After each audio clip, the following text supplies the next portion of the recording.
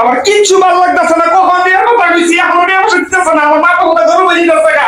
তখন বাসাতে বাইরে মনে করে কিচ্ছু একটা সব ভেঙে গেলাম, সব ভেঙে গেলাম, সব ভেঙে গেলাম।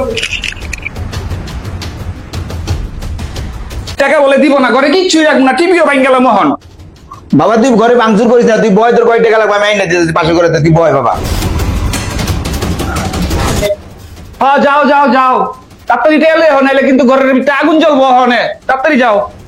টাকা না দিলে আজকে খবর হয়ে আছে আজকে। হ্যাঁ হ্যালো ভাই, এটা কি ডিএফ সেন্টার না?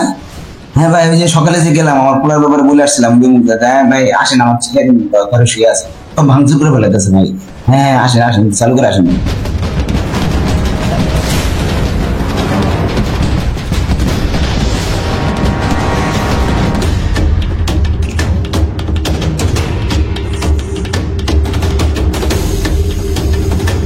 ভাই আপনারা কে? এই বেটা আমরা রিয়াব সেন্টার হলো ফট বেটা।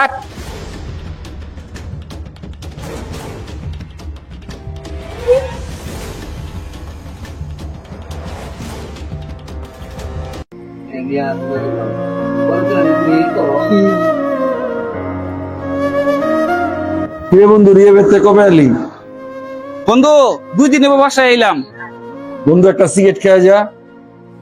না বন্ধু, সিগারেটের দুমা নাকে এলে বমি আহে, জায়গা বাসায়।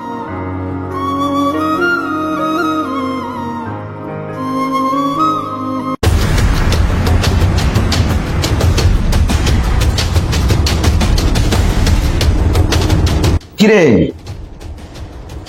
এক সপ্তাহ হইলো না, তোর লয়ে এলাম, তুই আবার শুরু করে দিছ?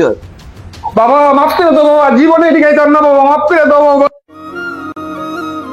তাই বলে রিএফ সেন্টার থেকে চিকিৎসা নেওয়ার পরে সবাই কিন্তু পুনরায় মাদকাসক্ত হয় না, কিন্তু পারস্পরিক সহযোগিতায় পারে একজন মাদকাসক্ত ব্যক্তিকে সুস্থ এবং সুন্দর জীবন উপহার দিতে।